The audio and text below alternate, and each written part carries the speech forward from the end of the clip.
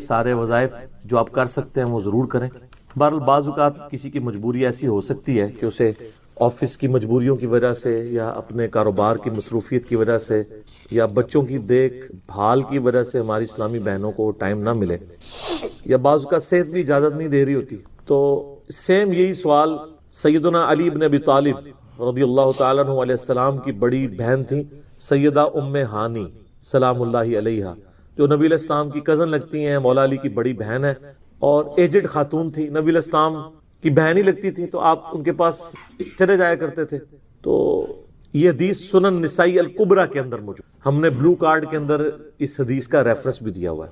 پہلے میں ان کارڈز کے بارے میں آپ کو بتا دوں، یہ 2 کارڈز ہمارے ہیں جو ہم نے شروع میں جن کارڈز کو پرنٹ کیا تھا، جو آپ ڈاک میں منگوا بھی سکتے ہیں.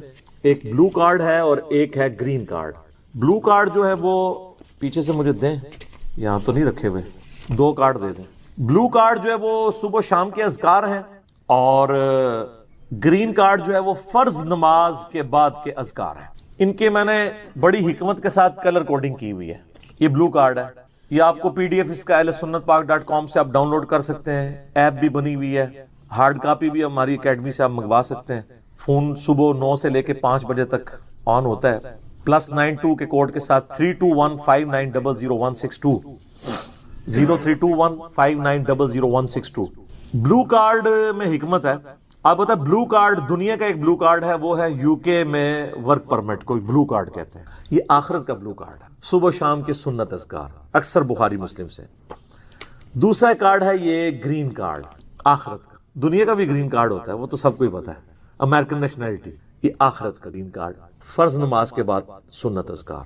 پھر میں نے ایک مختصر کارڈ بھی بلو کارڈ میں سے نکالا، یہ اورنج کارڈ، جادو ٹونا، وبائی امراض، قدرتی حادثات سے بچنے کے سنت وظائف. یہ سب آپ کو PDF فارم میں اویلیبل ہیں، فریلی آپ ڈاؤن لوڈ کر کے. اس میں صرف 5 اذکار ڈالے تھے.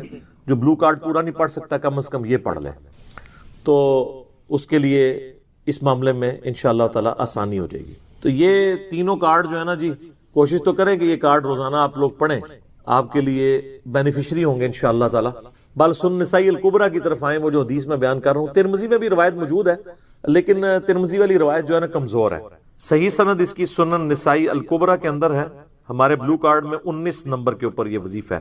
انٹرنیشنل نمبر کے مطابق 10680 10680 نمبر حدیث ہے.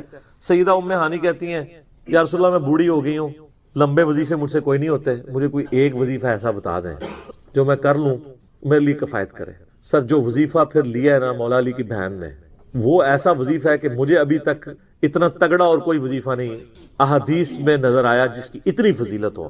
آپ علیہ السلام نے فرمایا 100 دفعہ روزانہ سبحان اللہ پڑھ لیا کرو، تمہیں 100 غلام آزاد کرنے کا ثواب ملے. سر روزہ اگر آپ توڑ بیٹھیں تو ایک غلام آزاد کرنا پڑتا ہے، تو 100 روزوں سے بھی کے برابر یہ آپ سمجھ لیں. 100 دفعہ الحمدللہ پڑھ لیا کرو، تمہیں 100 گھوڑے اللہ کی راہ میں جہاد کے لیے بھیجنے کا ثواب ملے. 100 دفعہ اللہ اکبر پڑھ لیا کرو، تمہیں 100 اونٹ اللہ کی راہ میں بھیجنے کا، قربان کرنے کا، نہر کرنے کا ثواب ملے گا. 100 اونٹ، سر ایک اونٹ کی قیمت آلموسٹ 2-2.5 لاکھ روپے، کروڑوں روپے کا وظیفہ ہے جی. یہ ملینز آف ڈالرز کا یہ وظیفہ ہے فری میں. اور 100 دفعہ لا الہ الا اللہ پڑھ لیا کرو، یہ زمین و آسمان کے درمیان جتنا فاصلہ ہے اس کو ثواب سے بھر دے. سر لا الہ الا اللہ کے پھر برابری کون کر سکتا ہے؟ وہ حدیث بطاقہ ہے نا، کاغذ کے پرزے والی حدیث جامع ترمذی میں، کہ ایک شخص کے 99 دفاتر گناہوں کے کھولے جائیں گے اور نامہ مال تل رہا ہوگا تو اللہ تعالیٰ فرمائے گا میں کسی کے ساتھ ناانصافی نہیں کرتا. دوسری طرف ایک کاغذ کا ٹکڑا ڈالا جائے گا جس پہ لا الہ الا اللہ لکھا ہوگا. وہ شخص کہے گا یہ ایک ٹکڑا کیا کر سکتا ہے، بس وہ رکھنے کی دیر ہوگی، وہ پڑھنا بھاری ہو جائے گا. اللہ کے نام سے تو وزنی کوئی چیز نہیں ہو سکتی. اسے کہتے ہیں کاغذ کے پرزے والی حدیث. اس کے لیے جنت کا حکم ہو جائے گا.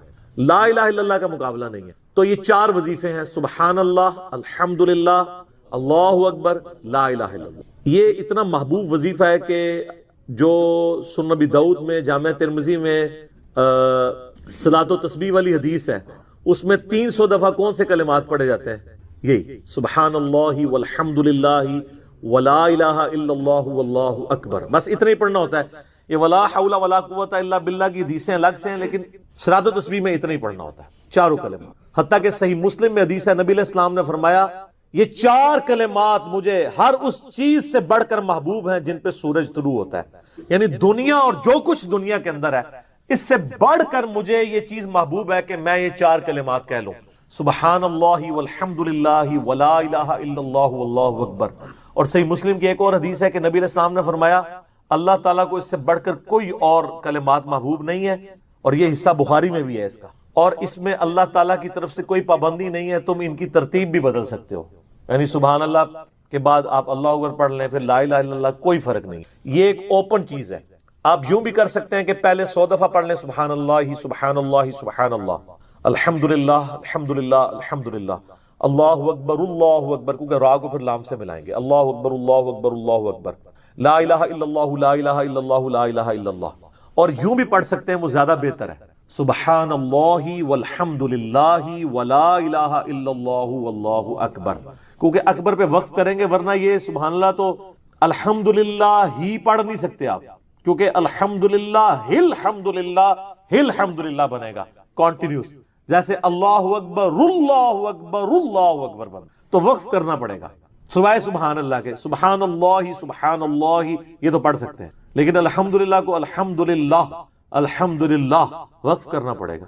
اللہ اکبر اگر ملائیں گے تو اللہ اکبر را کو لام سے، تو اس کی بجائے اتنی مشکل میں نہ پڑے، سبحان اللہ والحمدللہ ولا الہ الا اللہ واللہ اکبر، ایک تسبیح پڑھ لے، چاروں وظیفے 100 دفعہ ہو جائیں گے، کیونکہ نبی علیہ السلام نے اجازت دے دی ہے نا، آگے پیچھے دائیں بائیں کچھ بھی کر سکتے ہو، اور یہ ترتیب تو صلاۃ و تسبیح میں موجود ہے، نبی علیہ السلام نے کلمات پڑھے بھی ہیں۔ آپ کو پتہ ہے تبلیغی جماعت والے 3 وظیفے بتاتے ہیں، ویسے بڑی سمجھداری سے ہی کسی نے وہ ڈیوائز کیے ہوئے ہیں، 100 دفعہ وہ یہ بتاتے ہیں سبحان اللہ والحمد للہ ولا الہ الا اللہ واللہ اکبر، وہ ساتھ وہ بھی بتاتے ہیں ولا حول ولا قوت الا باللہ، وہ بھی پڑھ سکتے ہیں، وہ بھی صحیح بخاری میں رات کو اٹھتے وقت کی دعا ہے، ہل علی العظیم تک بھی پڑھ سکتے ہیں، وہ ابن ماجہ میں موجود ہے۔ میرا ایک یوٹیوب پہ کلپ ہے 6 کلموں کا ثبوت، تو میں نے بتایا 4 کلمے ثابت ہیں، 2 مولویوں کے لکھے ہوئے ہیں آخری والے جو ہیں، تو بلکہ وہ میرا بیٹا تو وہ اس کے وہ کورس میں آیا تو اس نے وہ 2 یاد ہی نہیں کیے، تو اس کو ماں کہہ رہی یاد کرو، کہتی وہ کہتا ثابت ہی نہیں ہے تو کیوں ساری یاد کرو۔ ہم ریکویسٹ کریں گے، ہمارے پاس بھی وہ کورس اسلامیات کا جو ہے نا اس کو ریویو کرنے کے لیے بھیجا ہوا ہے ہماری اکیڈمی میں انہوں نے، تو ہم اس میں ان کو ریکویسٹ کریں گے کہ یہ آخری 2 کلمے نکال دیں، پہلے 4 کلمے ثابت ہیں، وہ تو ثابت ہی نہیں ہے، تو خام خواہ لوگوں کو آپ رٹا رہے ہیں، الٹا جن لوگوں کی شادی ہونے والی ہوتی ہے وہ بیچارے ٹینشن میں پڑے ہوتے ہیں 6 کلمے یاد کرنے کے، حالانکہ کلمے کے ساتھ تو کوئی تعلق ہی نہیں اس کے۔ تو یہ جو صلاۃ و تسبیح کے اندر بھی پڑھا جاتا ہے، لیکن اس میں لا حول ولا قوت الا باللہ نہیں، وہ تو لادہ سے بخاری مسلم میں حدیث ہے کہ جنت کے خزانوں میں سے ایک خزانہ ہے لا حول ولا قوت الا باللہ، تو آپ پڑھنا چاہتے ہیں ضرور پڑھیں، اس میں وظیفے کے طور پہ آپ پوری تسبیح اس کی پڑھ لیں بے شک۔ تو تبلیغ جماعت والے یہ بتاتے ہیں 100 دفعہ درود شریف بتاتے ہیں اور 100 دفعہ استغفار بتاتے ہیں، تو بہت انٹلیکچوئل چیز ہے۔ یہ وظیفہ اتنا کمال ہے کہ آپ کے ہر فرض نماز کے بعد یہ وظیفہ نبی علیہ السلام نے مشروع کیا ہے، مسلم شریف میں حدیث ہے ہر فرض نماز کے بعد یہ وظیفہ پڑھنے والا کبھی نامراد نہیں جاتا، 33 دفعہ سبحان اللہ، 33 دفعہ الحمدللہ اور 34 دفعہ اللہ اکبر۔ اور ایک حدیث میں ہے مسلم شریف کی کہ جو پڑھے 33 دفعہ سبحان اللہ، 33 دفعہ الحمدللہ، 33 دفعہ اللہ اکبر اور 100 کا عدد پورا کرنے کے لیے پڑھ لے لا الہ الا اللہ وحدہ لا شریک لہ لہ الملک ولہ الحمد وہو علی کل شیء قدیر، 100 کا عدد اس سے بھی پورا کر سکتے ہیں اور 100 کا عدد اللہ اکبر کہہ کے بھی پورا کر سکتے ہیں، تو اس کے سارے گناہ معاف کر دیے جائیں گے، اگرچہ سمندر کی جھاگ کے برابر ہی کیوں نہ ہو، لیکن وہ صغیرہ گناہ، کبیرہ گناہ صرف توبہ سے معاف ہوتے ہیں۔ وہ صحیح مسلم میں حدیث ہے کہ اگر بڑے گناہوں سے بچا جائے تو ایک جمعے سے دوسرا جمعہ، ایک رمضان سے دوسرا رمضان اور ایک نماز سے دوسری نماز درمیان کے گناہوں کا کفارہ بن جائے گی، لیکن جو نماز ہی نہیں پڑھتا تو جمعہ پڑھتا رہے تو وہ تو بڑے گناہوں سے نہیں بچا ہوا نا۔ مسلم شریف میں حدیث ہے بندے کے کفر اور اسلام کے درمیان فرق نماز ہے، یہ نہ ہوگا ایک رمضان پڑھ لے اگر رمضان کے بیچ چلے سارے، نہیں نا، اس طرح نہیں ہوگا۔ تو یہ وظیفہ اتنا کمال ہے، بخاری مسلم دونوں میں حدیث ہے، کچھ غریب صحابہ حضور کے پاس ہے، یا رسول اللہ ہر مقابلے میں ہم برابری کر لیتے ہیں امیر اصحاب کی، وہ روزے رکھتے ہیں ہم بھی روزے رکھ لیتے ہیں، وہ نمازیں پڑھتے ہیں ہم بھی نمازیں پڑھ لیتے ہیں، وہ جہاد کرتے ہیں ہم بھی جہاد کر لیتے ہیں، ایک معاملے میں آ کے ہم مارے جاتے ہیں، قرآن میں بار بار ہے اللہ کی راہ میں خرچ کرو، ہم تو خود ہی غریب ہیں، تو آپ ہمیں کوئی اس کا حل تجویز کریں۔ تو آپ فرمایا میں تمہیں ایک ایسی چیز بتاتا ہوں کہ تم ان کی برابری کر لو گے، تم ہر فرض نماز کے بعد 33 دفعہ سبحان اللہ، 33 دفعہ الحمدللہ، 34 دفعہ اللہ اکبر پڑھ لیا کرو۔ یہ بخاری مسلم دونوں میں، کچھ دنوں کے بعد پھر وہ حاضر ہوئے، یا رسول اللہ وہ تو امیر صحابہ کو بھی پتہ چل گیا، وہ بھی یہی کچھ پڑھ رہے ہیں، اب ہم کیا کریں؟ تو اسی تک لو جناب، تو اسی گرین کارڈ دے بلو کارڈ دے چکر پہ ہو، دنیا دے آخرت کے نہیں۔ صحابہ کرام آخرت کے بلو اور گرین کارڈ کی بات کر، تو نبی علیہ السلام مسکرائے، آپ نے فرمایا ذالک فضل اللہ یؤتی من یشاء، یہ اللہ کا فضل ہے، میں تو اللہ کا فضل نہیں روک سکتا، ٹھیک ہے نا؟ تو ظاہر ہے گیون سرکمسٹانسز اللہ کے دیے ہوئے ہیں، اس کے اندر آپ بیسٹ پرفارم کرنے کی کوشش کریں۔ اللہ کے فضل کو تو کوئی روک نہیں لگا سکتا نا، کوئی یہ نہیں کہہ سکتا کہ جی وہ یعنی تیرے ہوتے جنم لیا ہوتا کیوں نہیں ہوا، ہو سکتا ہے ابو جہل ہی ہوتا۔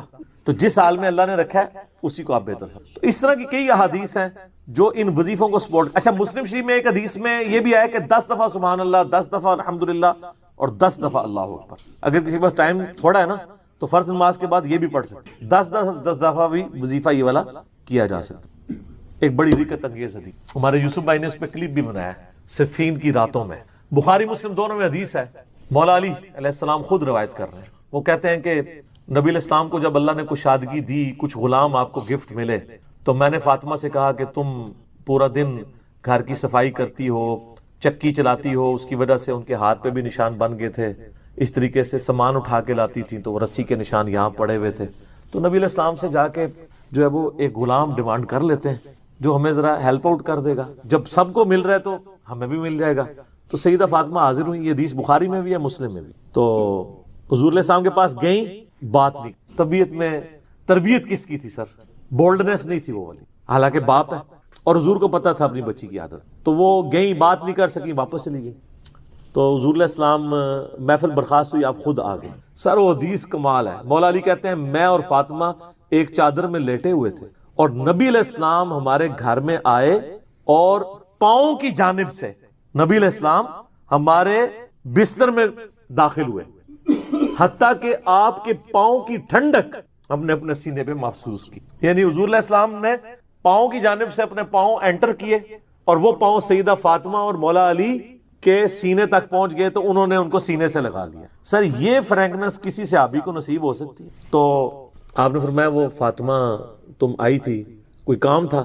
سیدہ فاطمہ سے پھر بھی بات نہیں نکلی۔ تو حضرت علی کہتے ہیں میں نے نا پھر کہا یا رسول اللہ وہ میں نہیں بھیجا تھا، پورا دن کام کرتی ہے۔ آپ کی بیویاں کہتی ہیں ہماری کوئی ذمہ داری نہیں ہے، یہ بھی تو بیوی تھی نا۔ بخاری مسلم میں حدیث ہے جنتی عورتوں کی سردار ہے فاطمہ سلام اللہ علیہ۔ تو میں نے غلام کے لیے عرض کیا تھا یہ تھک جاتی ہے ہمیں ہیلپ آؤٹ کر دے گا۔ آپ علیہ السلام فرمایا میں تمہیں اس سے بہتر نا چیز عطا کروں کہ یا رسول اللہ عطا کرے۔ یعنی آپ لوگ تو سمجھ رہے ہوں گے کہ غلام مانگا ہے تو شاید ایک گھوڑا بھی ساتھ گفٹ مل جائے گا۔ ان کا جب رات کو بسترے پہ جانے لگو نا تو 33 دفعہ سبحان اللہ، 33 دفعہ الحمدللہ اور 34 دفعہ اللہ اکبر پڑھ لیا کرو، یہ تمہارے لیے اس غلام سے بھی بہتر ہے، یعنی سارے دن کی تھکاوٹ اتر جائے گی۔ سر یہ بہت بہترین وظیفہ ہے۔ تو اچھا یہ حدیث مولا علی پوری زندگی سنایا کرتے تھے، کیونکہ حضرت فاطمہ اور مولا علی کی ایک محبت بڑی مثالی تھی۔ پھر لوگ بھی جو ہے نا وہ مولا علی سے پوچھا کرتے تھے وہ فاطمہ والی حدیث، تسبیح فاطمہ، اسے تسبیح فاطمہ اسی لیے کہا جاتا ہے۔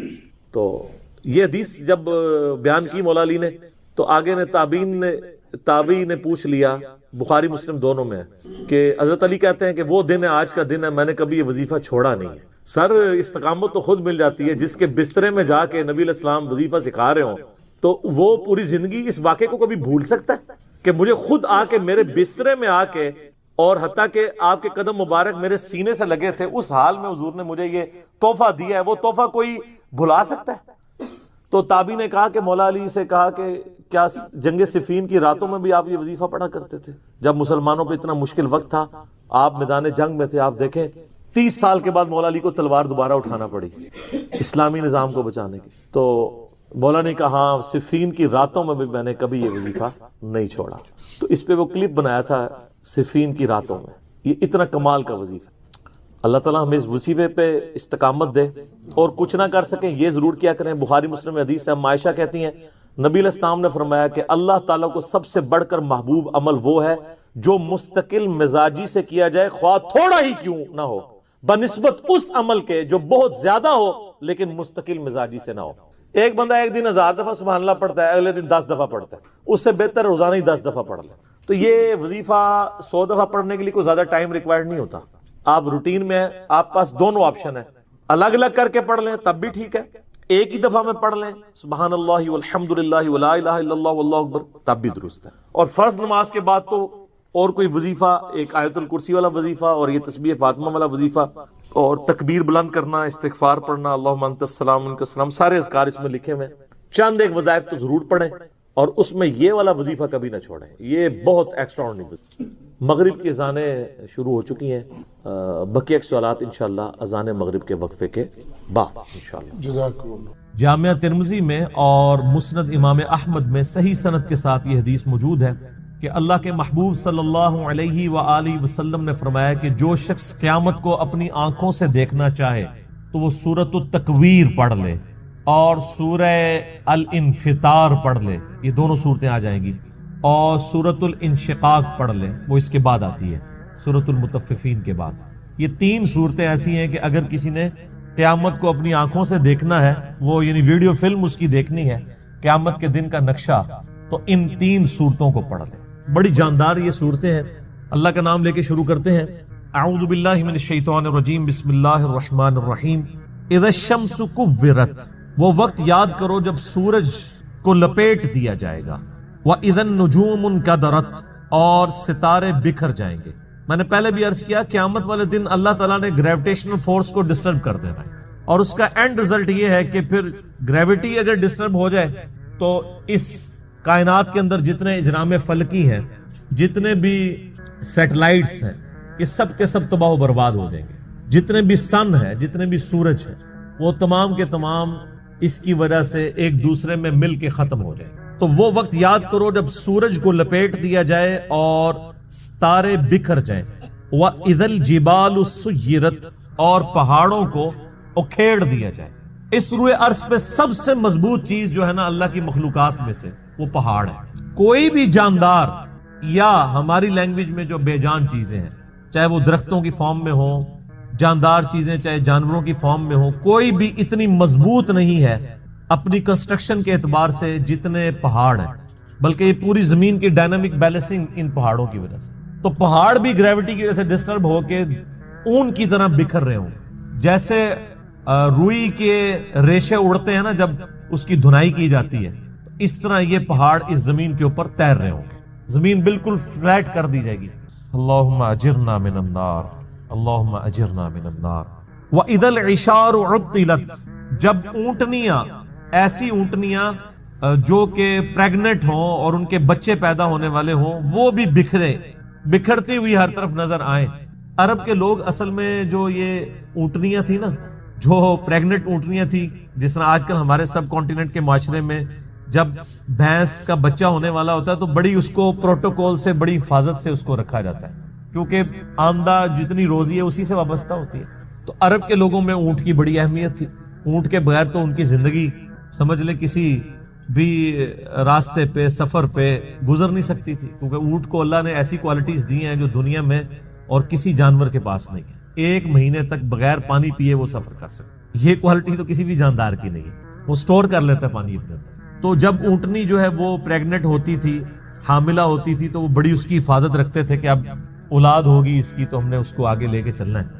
تو عرب کے لوگوں کو اسی چیز کی طرف توجہ دلائے گی کہ جس اونٹنی کو تم بڑا ایسٹ سمجھتے ہو اپنی زندگی میں، وہ قیامت والے دن وہ پریگننٹ اونٹنیاں بھی گویا کہ اس طرح بکھر رہی ہوں گی، ان کا مالک بھی ان سے بے خبر ہوگا۔ اونٹنی کیا، سورہ الحج کے شروع میں آیا کہ جو ماں ہے وہ بھی اپنے بچے کو بھول جائے گی، ہر چیز، ہر انسان نشے کی حالت میں دکھائی دیتا ہوگا، حالانکہ وہ نشے میں نہیں ہوگا بلکہ اللہ کا عذاب شدید ہوگا۔ یہ سورۃ الحج کی شروع کی آیات ہے، میں نے سورۃ القیامہ میں بھی کور کی تھی، آج کراس ریفرنس کے طور پہ ان کو میں نے صرف کوٹ کر دیا، آپ خود پڑھ لیجئے گا۔ وَإِذَا الْوُحُوشُ حُشِرَتْ، جب سارے وحشی جانور بھی یکجا کر دیے جائیں گے، یعنی اللہ کا ایسا خوف ہوگا کہ وحشی جانور بھی سہمے میں ہوں گے۔ ورنہ آپ سوچ سکتے ہیں کہ بکری اور شیر ایک جگہ پہ جمع ہو اور شیر بکریوں پہ حملہ آور نہ ہو، یہ دوسرے وحشی جانور بھی آپ کو دیکھیں کہ آپس میں لڑتے ہیں، شیر اور چیتوں کی لڑائی ہو جاتی ہے، مگرمچھ اور شیروں کی لڑائی ہو جاتی ہے، یہ سارے لڑنے والے جنگلی جانور بھی قیامت والے دن ایک جگہ جمع ہوں گے لیکن لڑ رہے نہیں ہوں گے، وہ ایسا خوف کی کیفیت ہوگی کہ وہ بھی ڈر کے مارے سہمے میں کھڑے ہوں۔ انسانوں کی بھی کیا حالت ہونی ہے، تو وہ وحشی جانور بھی، کیونکہ قیامت دن ان کو بھی زندہ کیا جائے گا۔ صحیح مسلم میں حدیث ہے کہ قیامت والے دن اللہ تعالیٰ ایک سینگ والی بکری اور ایک بغیر سینگ والی بکری جس نے دنیا میں آپس میں لڑائی کی، اور سینگ والی بکری نے بغیر سینگ والی بکری کو سینگ مارا تو اللہ تعالیٰ قیامت والے دن، صحیح مسلم کی حدیث ہے، دونوں کو زندہ کرے گا اور بغیر سینگ والی بکری کو سینگ دیے جائیں گے اور سینگ والی کے سینگ چھین لیے جائیں گے کہ آج تم اپنا بدلہ اتارو۔ بدلے کا دن ہے جی وہ، مالک یوم الدین، قیامت کا دن، بدلے کا دن۔ دنیا میں کسی بڑے سے بڑے بدماش کی بدماشی چل سکتی ہے، لیکن آخرت میں لمن الملک اليوم، آج کے دن کس کی بادشاہت ہے؟ للہ الواحد القہار، اس اکیلے اللہ کی جو سب پہ چھایا ہوا ہے۔ آپ دیکھیں یہ سورۃ المومن کی آیت ہے، اللہ نے قیامت کے دن اپنا نام ہی القہار رکھا ہوا، سب پہ چھایا ہوا۔ تو اللہ تعالیٰ فرماتا ہے اس دن وحشی جانور بھی سہنے میں کھڑے ہوں گے ایک جگہ۔ وَإِذَا الْبِحَارُ سُجِّرَتْ، جب سمندر بھڑکا دیے جائیں گے۔ وَإِذَا دَكَّتِ الْأَرْضُ دَكًّا دَكًّا، آگے جا کے آئے گا نا، زمین کو کوٹ کوٹ کے برابر کر دیا جائے گا، یہ زمین کو فلیٹ کر دیا جائے گا، سارے پہاڑ، اونچی نیچی چیزیں سب ختم کر دی جائے گی۔ تو ظاہر ہے اس کا اینڈ رزلٹ یہی نکلنا ہے کہ زمین کے اندر جو لاوا ہے وہ باہر آ جائے گا یا ایٹ لیسٹ اوپر آ جائے گا۔ تو یہ جو سمندر ہیں، آپ کو پتا ہے سمندروں کے نیچے بھی آتش فشاں ہیں، بعض اوقات سمندروں کے اندر آتش فشاں پھٹتے ہیں تو ایک نئے نئے جزیرے بھی نمودار ہو جاتے ہیں۔ اکثر ٹی وی پہ خبر بھی آتی ہے کہ فلاں سمندر میں، پیسیفک اوشن میں یا اٹلانٹک کے اندر ایک نیا جزیرہ نمودار ہوا ہے۔ وہ جزیرہ کیسے اوپر آتا ہے؟ نیچے وہ آتش فشاں جو ہے وہ اگلتا رہتا ہے، لاوا وہ سمندر کے پانی میں ٹھنڈا ہوتا رہتا ہے، وہ لاوا جمع ہو کے پورے کا پورا ایک نیا آئر لینڈ بن جاتا ہے۔ اور وہ آتش فشاں اتنے طاقتور ہیں کہ ان کی وجہ سے بعض اوقات جب پانی کے اندر ابال پیدا ہوتا ہے، جیسا کہ آپ کسی پانی کے برتن میں کوئی پتھر پھینکیں تو اس میں سے لہریں جنریٹ ہوتی ہیں نا، تو اسی طریقے سے سمندر کے اندر جب آتش فشاں پھٹتے ہیں نا تو اس کے جو بڑا بڑا لاوا نکلتا ہے وہ بڑے بڑے پتھروں کی فارم میں بن جاتا ہے، لیکن اس کی وجہ سے زمین کے اس لاوے کی وجہ سے سمندر کے اندر ویوز پیدا ہوتی ہیں، جیسا کہ باہر سے پتھر مارنے کی وجہ سے ہوتی ہیں، چاہے باہر سے پتھر مارا جائے چاہے اندر سے پتھر ہو، تو وہ ایک دفعہ ویوز تو نکلیں گی، اور وہی ویوز ہیں جو سونامی کی شکل میں۔ اور آپ جا کے ذرا یوٹیوب پہ ویڈیوز دیکھ لیں، ایک ایک سونامی آتا ہے تو لاکھوں لوگوں کی زندگی اور کروڑوں کی اور اربوں ڈالرز کی جو کنسٹرکشنز ہیں ان کو ختم کر دیتا ہے۔ تو قیامت والے دن بھی یہی ہونا ہے کہ وہ لاوا جب اگلا جائے گا تو یہ جو بڑے بڑے سمندر ہیں یہ سمجھیں کہ دیگیں بن جائیں گی، جیسے دیگ آپ آگ کے اوپر چڑھا دیں۔ اب یہ سارے سمندروں کے نیچے جب یہ آگ سلگ رہی ہوگی تو وہ نقشہ وَإِذَا الْبِحَارُ سُجِّرَتْ، جب سمندر بھڑکا دیے جائیں گے۔ ظاہر سمندر کے اندر آگ لگ جائے گی، کیسے؟ سمندروں کے نیچے وہ آتش فشاں کی دیگیں ہوگی تو یہ سمندر کے پانی بھی گرمائش کی وجہ سے ابل رہے ہوں گے۔ اللہم اجرنا من اللہ۔ سر انسان کی جائے پناہ کیا ہوگی پھر؟ تو خوش نصیب تو وہ لوگ ہیں جن کو اللہ کے عرش کا سایہ نصیب ہوگا۔ بخاری و مسلم میں حدیث ہے کہ قیامت والے دن اللہ کے سائے کے سوا، یعنی اس کے عرش کے سائے کے سوا اور کوئی سایہ نہیں ہوگا، اور 7 طرح کے لوگ اس کے عرش کے سائے کے نیچے ہوں گے۔ ان میں سے ایک شخص وہ ہے جس نے جوانی میں توبہ کر، در جوانی توبہ کردن شیوائے پیغمبری، یہ پیغمبروں کا طریقہ ہے جوانی میں توبہ کر۔ بوڑھا ہو کے تو شیر بھی شکار کرنا چھوڑ دیتا ہے۔ لن تنالوا البر حتى تنفقوا مما تحبون، تم کبھی بھی نیکی کا اعلیٰ درجہ حاصل نہیں کر سکتے جب تک کہ اپنی پسندیدہ چیز اپنے رب کو نہ دے دو۔ انسان کی زندگی میں سب سے پسندیدہ چیز اس کی جوانی ہے، جو جوانی اپنے رب کو دے دے تو ظاہر ہے وہ پھر اس چیز کا حقدار ہے کہ اسے اللہ کے عرش کا سایہ نصیب ہو۔ اس کے علاوہ بھی اور لوگ ہیں، اگر آپ نے وہ حدیث ڈیٹیل سے پڑھنی ہے تو وہ حدیث بخاری مسلم دونوں میں ہے۔ آپ مشکات کی پہلی جلد میں کتاب المساجد چیپٹر میں چلے جائیں تو یہ آپ کو شروع میں یہ حدیث مل جائے گی، کیونکہ اس میں ایک وہ شخص بھی ہے جس کا دل مسجد میں اٹک رہا ہو، اسی لیے وہ مساجد والے چیپٹر میں لے کے آئے ہیں مشکات والے امام۔ تو اللہ تعالیٰ ماتا ہے اس دن سمندر بھڑکا دیے جائیں گے۔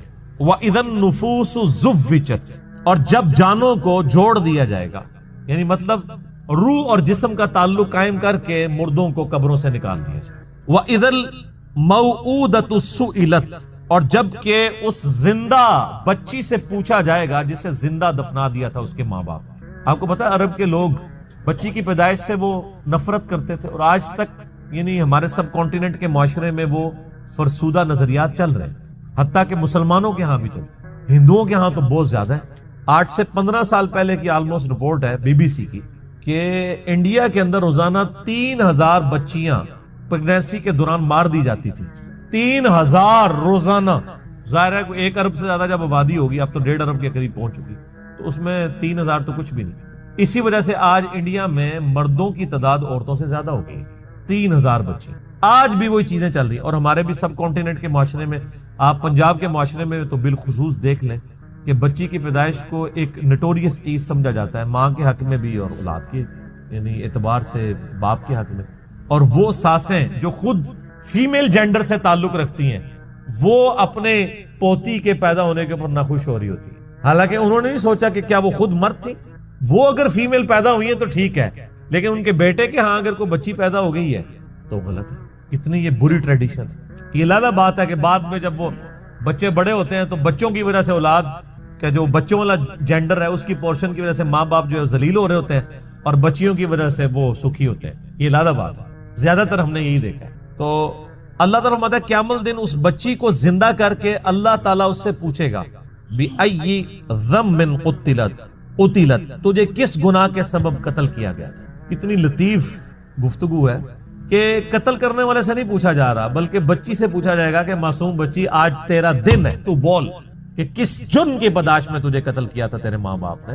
تو معصوم بچی کو اللہ تعالیٰ بیسیکلی اسے حوصلہ افزائی فرما رہا ہوگا کہ آج دن ہے تجھے بدلہ دلایا جائے. کتنے صحابہ تھے جنہوں نے یعنی ایمان لانے سے پہلے کفر کی حالت میں اس طرح کے جرائم کیے ہوئے, اور اللہ تبارک و تعالیٰ نے اسلام لانے کے سبب ان کے ان گناہوں کو معاف کیا. کئی ایک واقعات ہیں جو آپ سنتے رہتے ہیں. بہرحال یہ بہت بڑا جرم ہے. آج بھی یہ بات ماڈرن دور میں جو اس سے ریلیٹڈ چیز ہے جس کو ڈسکس کرنے کی ضرورت ہے.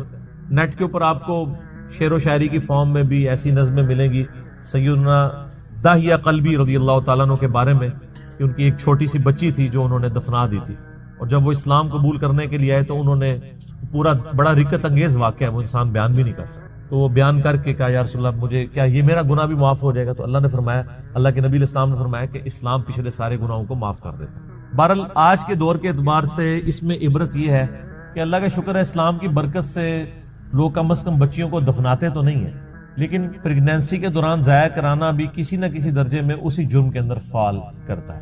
پریگنینسی آئیڈینٹیفائی ہوگی, ایون آئیڈینٹیفائی نہ بھی ہوئی ہو کہ یہ میل ہے یا فیمیل, اس سے پہلے بھی آپ یہ کام کر نہیں سکتے. اولاد کو قتل کرنے کے زمرے میں آتا ہے, اور قرآن حکیم میں بڑی سختی سے اس کی مذمت ہے. سورہ بنی اسرائیل میں تو اللہ تعالیٰ نے بالکل ایک اوپن فلسفہ بیان کیا ہے کہ مت قتل کرو اولاد کو مفلسی کے ڈر سے, تمہیں بھی ہم رزق دیتے ہیں اس کو بھی ہم ہی رزق دیں گے, بے شک ان کا گناہ بہت بڑا جرم ہے. لوگ ان چیزوں کو ہلکا جان رہے ہوتے ہیں, پھر ڈاکٹروں سے مشورہ کرتے ہیں, پھر ہمیں بھی کبھی بعض اوقات رابطہ کر رہے ہوتے ہیں, جی وہ بتائیں جی بس وہ جی یہ ہو گیا جی وہ ہو گیا جی یہ مجبوری ہے جی ابھی جناب 40 دن پورے نہیں ہوئے, فلاں نہیں ہوئے, یہ نہیں ہوئے. ونس پتہ چل گیا پریگنینسی ٹھہر گئی ہے, چاہے وہ 1 دن کی بھی ہے, آپ اس کو ضائع نہیں کروا. ہاں اس سے پہلے اگر کوئی بندہ وقفے کی کوئی صورتحال پیدا کرے تو وہ تو جائز ہے. میرے اس کے اوپر بخاری مسلم کی حدیث کی روشنی میں آپ فیملی پلاننگ لکھیں یوٹیوب پہ اور میرا نام لکھیں تو آپ کلپ کھول کے سامنے آ جائے گا. تو یہ آج اس کی ماڈرن فارم یہ ہے کہ لوگ پریگنینسی ضائع نہ کروائیں, یعنی لیکن جو ہے وہ جب آئیڈینٹیفائی ہو جائے تو پتہ چلے کہ فیمیل ہے تو پھر اس وقت ضائع کروا دیں, یا اس سے پہلے بھی کروائیں. یہ ایک ماڈرن فارم ہے, تو یہ بھی اسی طریقے سے اس کو کنڈیم کیا جائے گا. تو اللہ تعالیٰ ہمارا اس دن پھر بچیوں سے پوچھا جائے گا کہ تمہیں کس جرم میں قتل کیا گیا. یعنی بہت بڑا یہ جرم ہے. ابھی کچھ عرصہ پہلے انہوں نے مکے سے وہ آلموسٹ ابھی بھی وہ قبرستان پہاڑی کے اوپر میں نے وہ دیکھا ہوا ہے, قبرستان مکے کے اندر موجود ہے جہاں پہ وہ بچیوں کو زندہ درگور کیا کرتے ہیں. اب چونکہ مسجد حرام کی توسیع ہو چکی ہے لہذا وہ تقریباً آلموسٹ مسجد حرام کے قریب ہی, اگر آپ وہ باب الفاد والی سائڈ سے باہر نکلیں تو وہ پہاڑی پہ وہ اس قبرستان کی باقیات موجود ہیں جو انہوں نے مخصوص کیا ہوا تھا جہاں پہ بچیوں کو زندہ دفن کیا. آپ دیکھیں آج یعنی اسلام کے اوپر اعتراض کیا جاتا ہے کہ جی اسلام بیسک ہیومن رائٹس کو اور عورتوں کے حقوق کو جو ہے وہ دباتا ہے, حالانکہ یہ کتنا بڑا ثبوت ہے کہ ہیومینٹی کو اس بڑی لعنت سے نجات ہی اسلام نے دلائی ہے. آج بھی آپ دیکھ لیں جو اسلام نے عورتوں کو عزت دی ہے کسی اور معاشرے نے نہیں دی. اس لیے آپ دیکھیں جب غیر مسلم عورتیں مسلمان ہوتی ہیں آپ ان کے انٹرویو سنیں تو وہ آپ کو پتہ ہے اس وقت جو غیر مسلم مسلمان ہو رہے ہیں نا ان میں 67% عورتیں ہیں اور 33% جو ہیں وہ مرد ہیں. عورتیں کہتی ہیں ہم سیکیور فیل کر رہی ہیں, ہمیں تو اسلام میں آ کے پتہ چلا ہے کہ عورت کی عزت ہی اسلام میں. وہاں گورے تو مطلب جو گوروں کے ملک میں تو گوریاں تو ترس جاتی ہیں کہ ان کو کوئی مخلص خاوند ملے, اور یہاں پہ مل جاتے ہیں اسلام کی وجہ سے. خاوند کیا غلام مل جاتے ہیں کتنی عزت. اور عورتیں جس طرح بوڑھی ہوتی ہیں ان کی عزت میں اضافہ ہوتا ہے, عورتیں سٹرانگ ہوتی جاتی ہیں اور مرد کمزور ہوتا جاتا ہے. اور جب ماں بن جاتی ہے تو آپ دیکھ لیں ہمارے سب کانٹیننٹ کے معاشرے میں کتنی عزت ہے. چند ایک مثالیں آپ ایک نوٹوریس دیں گے، اوورال تو ایک ورتھ ہے نا. اسی لیے یعنی جو غیر مسلم عورتیں مسلمان ہوتی ہیں وہ اسی چیزوں کو اپریشیٹ کرتی ہیں. آپ مسلمان عورت کو پوری زندگی اس پہ قائل کرتے ہیں کہ وہ نقاب کرے، اور غیر مسلم عورت مسلمان ہوتے ہی حجاب شروع کر دیتی ہے. اور آپ ان کے انٹرویو سنیں، وہ آپ کو خود بی سی انٹرویو کر چکی ہے ان سے، CNN پہ آئے ہوئے ہیں باقاعدہ، انہوں نے ڈیفینڈ کیا پورا نقاب کر کے عورتیں بیٹھی ہیں، اور کوئی جاہل عورتیں نہیں، پڑھی لکھی عورتیں. بلکہ آپ یوٹیوب پہ ایک ڈیبیٹ ہے، غالباً ایک فرانس میں ایک میکینیکل انجینئر تھی، وہ عورت جو مسلمان ہوئی اس نے پورا کالا نقاب اور پورا برقع کیا ہوا، اور دوسری طرف انہوں نے ایک مسلمان ملک کی ایک بال کھول کے مسلمان عورت بٹھائی ہوئی تھی، اور ڈیبیٹ یہ ہو رہی تھی کہ برقع ضروری ہے کہ نہیں. وہ غیر مسلم مسلمان ہونے والی برقعے کو ڈیفینڈ کر رہی تھی، اور جو پیدائشی مسلمان ہے کچھ بھی ہے تیرے محبوب کی امت سے ہے، وہ کہہ رہی تھی یہ ضروری نہیں ہے. تو پھر اس عورت نے جو نیو مسلم تھی اس نے جو دلائل دیے ہیں، یوٹیوب کے اوپر یہ ڈیبیٹ پڑی ہوئی آپ دیکھ لیں. اور دوسری صورت میں اللہ تعالیٰ نے قریش مکہ پہ اپنا ایک تو یہ احسان جتایا کہ تمہیں ابراہ کے لشکر سے پناہ دی، دوسرا احسان اسپیسیفکلی قریش کو. ظاہر ہے قریش کو اللہ تعالیٰ نے اب قیامت تک کے لیے چن لیا ہے، جیسے اللہ تعالیٰ نے بنی اسرائیل کو چنا تھا. انی فضلتکم علی العالمین یا بنی اسرائیل اذکروا نعمتی التی انعمت علیکم، اے بنی اسرائیل اس نعمت کو یاد کرو جو ہم نے تم پہ کی. وَأَنِّي فَضَّلْتُكُمْ عَلَى الْعَالَمِينَ، اور تمہیں تمام جہان والوں پہ فضیلت دی. بعد میں پھر اللہ نے بنو اسماعیل کو، قریش کو، حضرت ابراہیم کے دوسرے بیٹے کی اولاد کو، بنو اسماعیل کو فضیلت دی. تو وہ قریش تھے. تو اب قریش مکہ کی طرف نبی الاسلام کی بعثت خاصہ تھی. بعثت عامہ تو پوری انسانیت کے لیے، وَمَا أَرْسَلْنَاكَ إِلَّا كَافَّةً لِلنَّاسِ بَشِيرًا وَنَذِيرًا. لیکن بعثت خاصہ جو ہے وہ قریش کی طرف تھی، عرب کے لوگوں کی طرف. تو ظاہر قریش نے ہی دعوت قبول کرنی تھی، تو دنیا کو تل پٹ کرنا تھا. تو اللہ نے قریش کے لوگوں کو اپنا احسان یاد کروایا. لِإِيلَافِ قریش. اور یہ دیکھیں قریش کا قبیلہ واحد قبیلہ ہے جس کا نام قرآن میں آیا ہے. ویسے ساڑھے فرانسا بھی قریشی نے. تو اللہ تعالیٰ نے فرمایا کہ لِإِيلَافِ قریش، بسبب اس کے کہ اللہ نے الفت پیدا کر دی قریش کے دل میں، محبت ڈال دی قریش کے دل میں. ایلافہم رحلۃ الشتاء والصیف. الفت کس چیز کی؟ تجارتی سفر کی، سردیوں کے موسم میں بھی اور گرمیوں کے موسم میں. ہمارے جو آج کل کے قریشی ہیں تو اے سی سے ہی باہر نہیں نکلتے. یہ ان قریش کے لوگوں کی بات ہو رہی ہے کہ اللہ نے کہا ہم نے ٹف ماحول کا تمہیں عادی کر دیا ہے، اور تمہارے دل میں محبت رکھ دی ہے سفر کی، ریگستانی سفر جو دنیا کا مشکل ترین کام ہے. تو یہ اللہ نے تمہارے دل میں ایسی محبت ڈالی ہے کہ تم اتنا مشکل کام کرنے کے لیے بھی تیار ہو جاتے ہو. کتنا لمبا سفر کرتے ہو، سردیوں میں بھی گرمیوں میں بھی. اور کس لیے کرتے ہو؟ پیٹ کے لیے ہی. تجارت کرتے تھے. ظاہر عرب کے اندر تو کچھ بھی نہیں اگتا تھا. یہاں ہندوستان سے جو مسالہ جات پہنچتے تھے وہ آ کے عرب کے بارڈر کے اوپر آتے تھے، وہاں سے وہ اٹھا کے یمن میں اور یعنی شام کے اندر لے کے جایا کرتے تھے. یہ ان کی تجارت ہوا کرتی تھی. تو اللہ تعالیٰ ہم نے تمہارے دلوں میں محبت ڈال دی ہے سفر کی، گرمی ہو سردی ہو تم سفر کرتے ہو. یہ قریش کے اوپر اللہ کا احسان ہے کہ تمہارا سارا جو لائف لائن ہے تجارت ہے، اور اس تجارت کے لیے سفر بڑا ضروری ہے. سفر دنیا کا مشکل ترین کام ہے، اور تمہارے دل میں اللہ نے سفر کی محبت ڈال دی ہے. اتنے مشکل. اور یہ سر ان کی ایک عادت تھی جو اللہ نے پھر یوٹیلائز کی ہے. سر اتنے ٹف ماحول کے عادی لوگ ہی تھے جنہوں نے رومن اور پرشین امپائر پھر الٹی ہے، لیکن ان کو اپنی یہ خوبی پتہ نہیں تھی. دو خوبیاں تھیں ان کے اندر، ایک ٹف ماحول کے عادی تھے، اور دوسرا یہ کہ جب زبان دے دیتے تھے نا پھر گردن ہی کٹتی تھی، پیچھے نہیں ہٹتے تھے. اس لیے آپ دیکھ لیں قریش مکہ میں کوئی منافق نہیں تھا. ابو جہل تھا تو منافق نہیں ہوا، وہ سامنے آ کے لڑا، اس نے کہا لڑوں گا مر جاؤں. ایون گردن کاٹنے لگے، اس نے کہا نیچے سے کاٹنا، پتہ لگے کسی سردار کی گردن ہے. یعنی وہ اپنے باطل دین کے اوپر بھی بڑے محکم ہوتے تھے. اور جو رسول اللہ کے ساتھ اٹیچ ہوئے ہیں مکے کے لوگ، وہ آپ دیکھ لیں پھر کتنے پیشن کے ساتھ. اور جو فتح مکہ کے بعد مسلمان ہوئے ہیں وہ بھی لوگ جب پکے مسلمان ہوئے ہیں تو پھر آپ دیکھ لیں کہ ان لوگوں نے کتنی قربانیاں دی ہیں، اسلام کے لیے قربانیاں دی ہیں.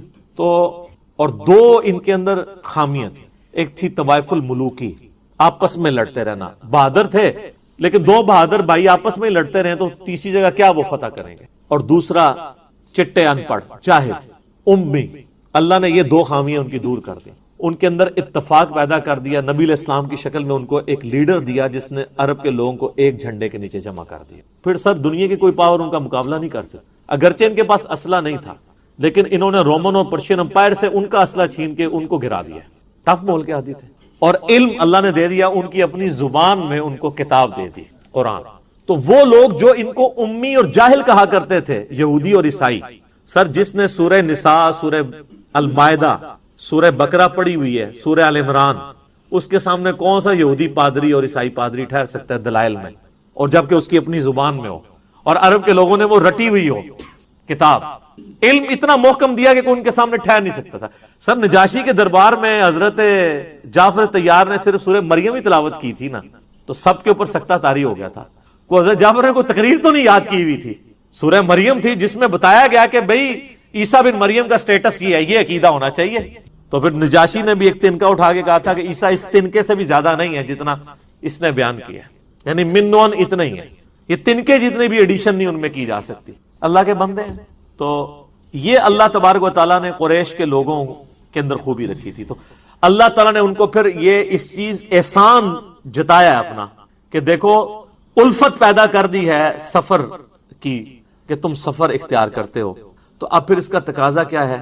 فَلْيَعْبُدُوا رَبَّ هَذَا الْبَيْتِ، جس گھر کا کھانا کھا رہے ہو، بیت اللہ کے نام کے اوپر قریش کے لوگ پورے عرب کے اندر ان کا ایک ٹیکا تھا، چودھری تھے، یہ ہر قافلہ لوٹا جاتا تھا، قریش کا قافلہ کوئی نہیں لوٹتا تھا۔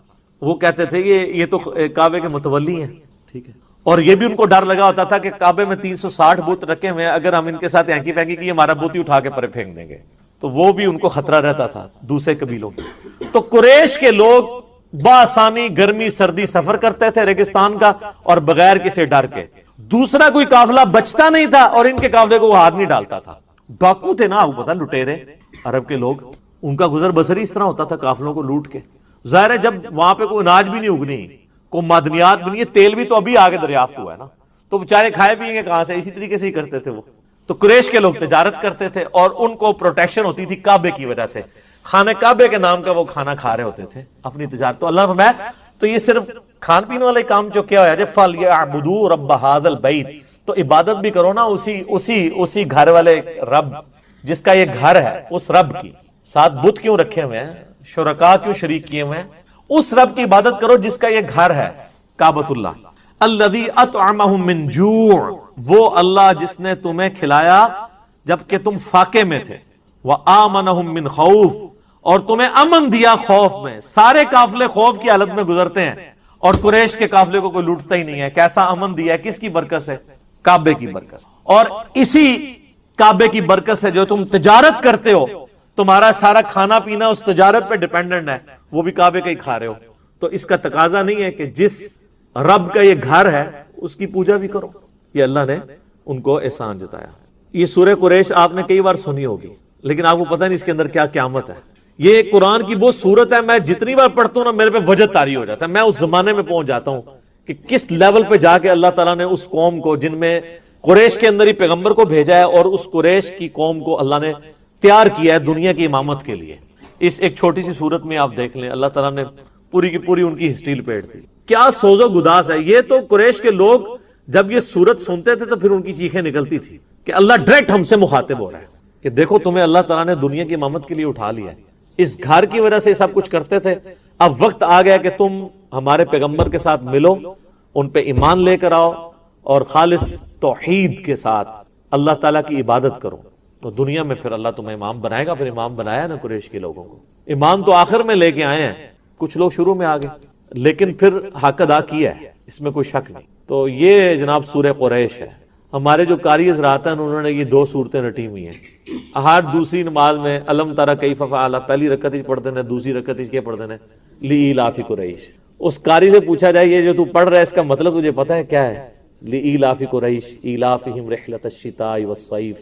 کیا قیامت مضمر ہے، کیا سوز و گداز ہے اس صورت کے اندر۔ ایک یہ صورت ہے، اور دوسری انشاءاللہ اگلی دفعہ آئے گی اذا جاء نصر اللہ والفتح، جس میں نبی علیہ السلام کی وفات کی خبر اللہ تعالیٰ نے دے دی کہ اب نبی نے اپنا کام پورا کر دیا ہے اور لوگ گروہ در گروہ دین میں داخل ہو رہے ہیں، اب نبی علیہ السلام کی دنیا سے رخصت کا وقت۔ یہ دو صورتیں انتہائی سوز و گداز والی صورتیں، لیکن اس کے لیے جسے اسلامک ہسٹری پتہ ہے، جسے پتہ ہے کہ یہ دعوت کیسے اٹھی ہے اور چھا گئی ہے پوری دنیا کے اوپر، گراس روٹ لیول سے اٹھ کے چند لوگوں کے ذریعے اللہ تعالیٰ نے پوری دنیا کے اندر تبدیلی لے کے آیا۔ اگلی دفعہ انشاءاللہ آخری کلاس ہوگی ہماری، امید ہے انشاءاللہ۔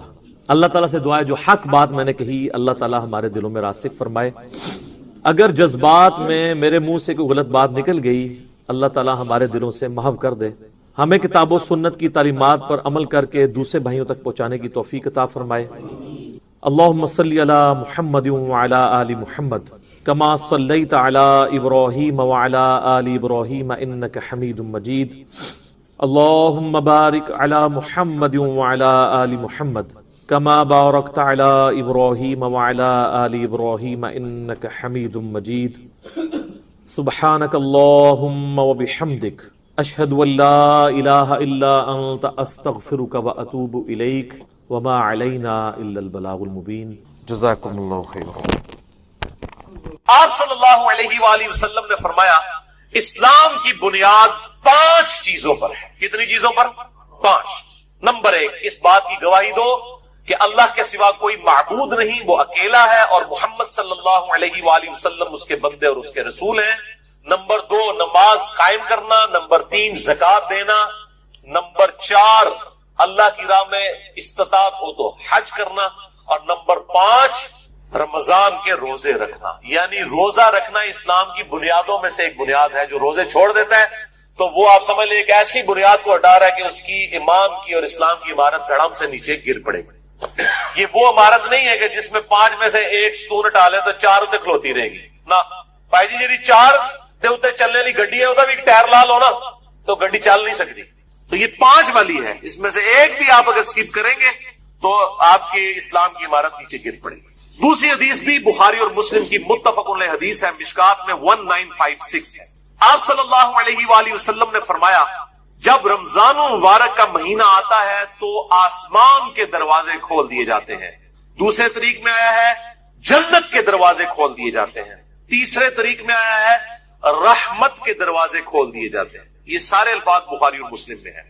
اور پھر ساتھ ہی الفاظ ہے کہ جہنم کے دروازے، آگ کے دروازے بند کر دیے جاتے ہیں اور شیاطین جکڑ دیے جاتے ہیں۔ اچھا یہ ہے کہ شیاطین جو ہے وہ قید کر، اکثر لوگ سوال کر رہے ہوتے ہیں جی اگر شیاطین قید کر دیے جاتے ہیں پھر بھی چند لوگ ہیں جو نماز نہیں پڑھ رہے، چند نہیں اکثر لوگ نہیں پڑھ رہے ہوتے، تو میرے بھائی 11 مہینے تک جب شیطان نے پیڈل مارا ہے آپ کی سائیکل کو، اس کے بعد 1 مہینے نہ بھی مارے وہ، پھر بھی تھوڑی دور تک تو یہ معاملات چلیں گے۔ پھر سب سے بڑی چیز نفس ہے انسان کا، وہ ساتھ لگا ہوا۔ یہ سرکش شیاطین، بڑے بڑے شیاطین جو ہے وہ کر دیے جاتے ہیں۔ باقی جو انسان کے ساتھ شیاطین چھوٹے موٹے لگے وہ تو چلتے رہیں گے، اللہ تعالیٰ کی طرف سے خاص مدد آ جاتی ہے۔ باقی جڑے تھے پیڑے وہ کعبے بھی پیڑے۔ اگر کسی نے اپنی اصلاح خود نہیں کرنی ہے تو اس کی رمضان میں کوئی اصلاح نہیں ہوتی، اللہ تعالیٰ کی طرف سے ایک مدد مل جاتی ہے۔ اصل جو مسئلہ ہے وہ نفس کا ہے کہ انسان خود فیصلہ کرے کہ میں نے اللہ کے لیے کچھ کرنا ہے، تب فائدہ ہوگا۔ تیسری حدیث جامعہ ترمذی، سنن ابن ماجہ میں ہے اور صحیح سند کے ساتھ مسند احمد میں ہے، اور مشکات میں آپ کو 1960 کے فٹ نوٹ پہ اور 1961 میں مل جائے گی۔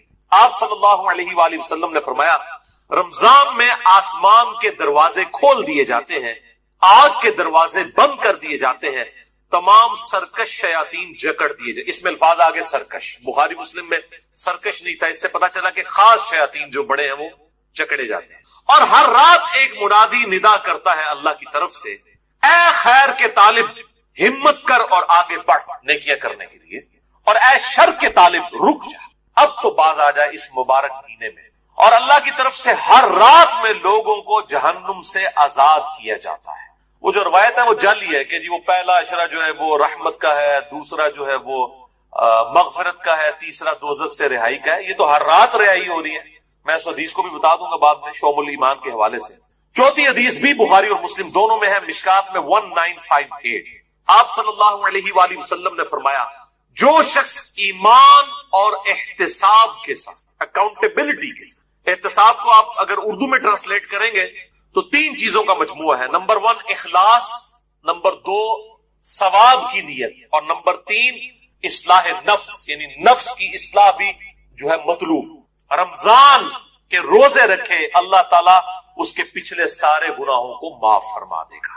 اور پھر ساتھ ہی الفاظ ہے جس نے ایمان اور احتساب کے ساتھ رمضان کی راتوں کا قیام کیا اس کے بھی پرانے سارے گناہ معاف، اور پھر ساتھ ہی فرمایا جس نے شب قدر کا قیام کیا ایمان اور احتساب کے ساتھ اس کے بھی پچھلے سارے گناہ معاف۔ لیکن اس سے مراد چھوٹے گناہ ہیں، بڑے گناہ نیک امال سے معاف نہیں ہوتے، وہ صرف توبہ کرنے سے معاف ہوتے ہیں اور گناہ چھوڑنے سے۔ اس کے سپورٹ میں حدیث ہے صحیح مسلم کی، مشکات میں ہے، اس کا نمبر 564۔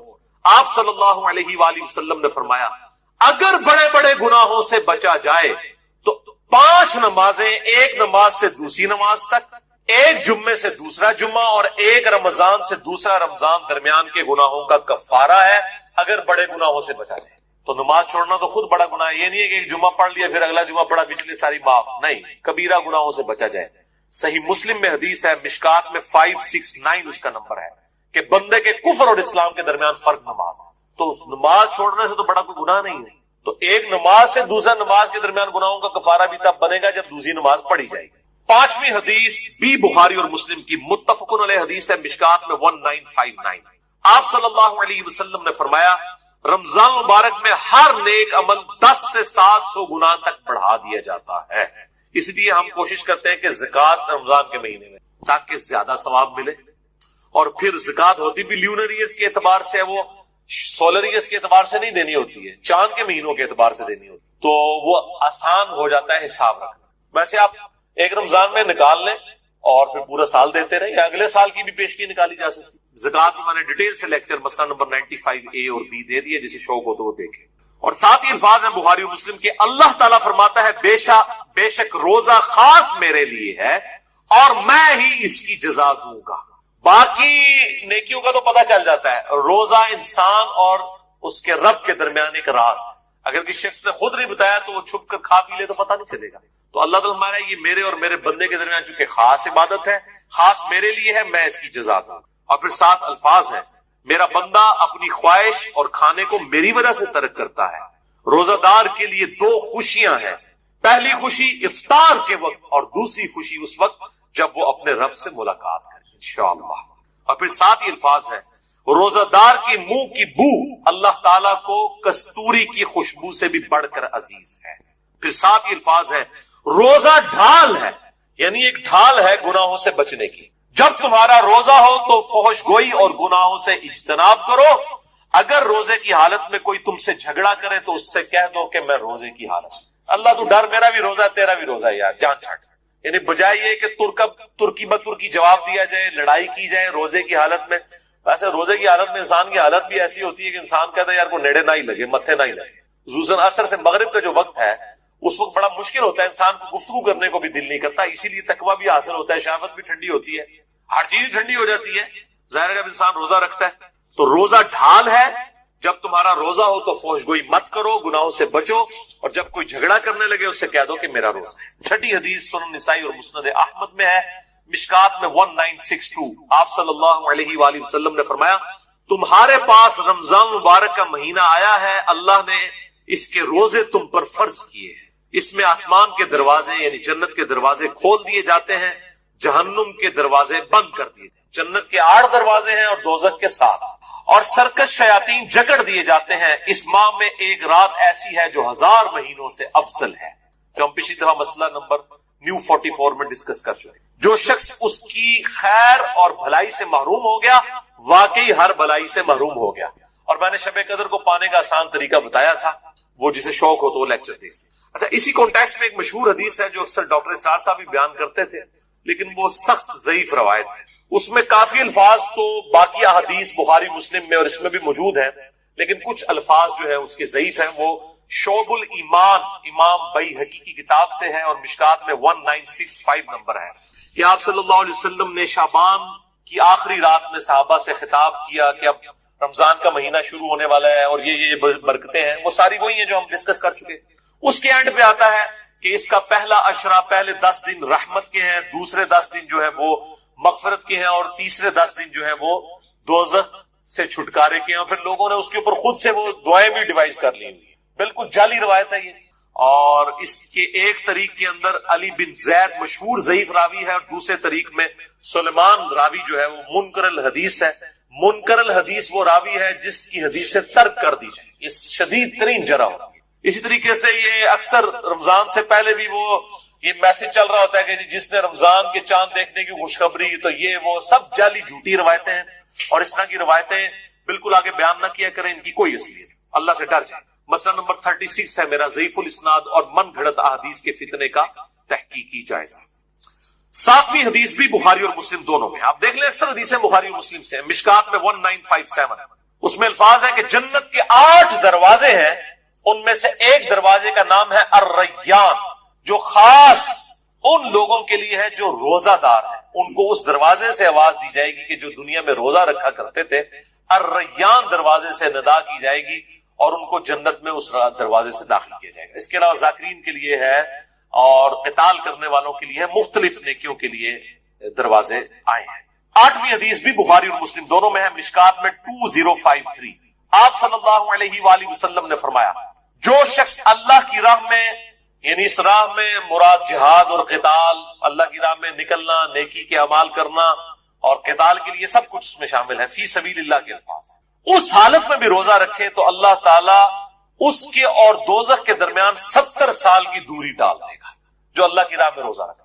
اور اسی کا ایک طریق ہے جامعہ ترمذی میں، مشکات میں ہے 2064، پچھلا بخاری اور مسلم کا تھا، مشکات میں 2053 تھا، یہ مشکات میں 2064 ہے، کہ جو شخص اللہ کی راہ میں نکل کر روزہ رکھے اللہ تعالیٰ اس کے اور جہنم کے درمیان زمین و آسمان کے فاصلے کے برابر دوری قائم کر دے گا۔ یہ بات سمجھانے کے لیے 9ویں حدیث جامعہ ترمذی، سنن کبریٰ البیہقی اور شرح السنہ امام بغوی کی کتاب میں ہے اور مشکات میں 1992 ہے۔ آپ صلی اللہ علیہ وسلم نے فرمایا، جو شخص کسی روزہ دار کا روزہ افطار کروائے یا کسی مجاہد کی تیاری کروا دے، اس کو بھی اس کی مثل ثواب ملے۔ اور یہ کرنا چاہیے، آپ سامنے بیٹھے ہوں، آپ اپنے حصے کی کھجور کسی اور کو دیں، جیسا مسجد میں ہوتا ہے لوگ اپنے گھر سے کھجوریں لے آتے ہیں، آپ اپنے حصے کی کھجور کسی اور کو دیں، اس کے حصے کی خود لیں، تو ڈبل ڈبل روزے کا ثواب کمائیں۔ چوپڑیاں نہ لیں، دو تو روزہ کھلوانے والے کے ثواب میں اس کو بھی وہ ثواب ملے گا اور جس نے رکھا ہے اس کے ثواب میں کمی بھی نہیں۔ 10ویں حدیث جامعہ ترمذی اور سنن ابن ماجہ سے ہے اور مشکات میں 2249 ہے۔ آپ صلی اللہ علیہ وآلہ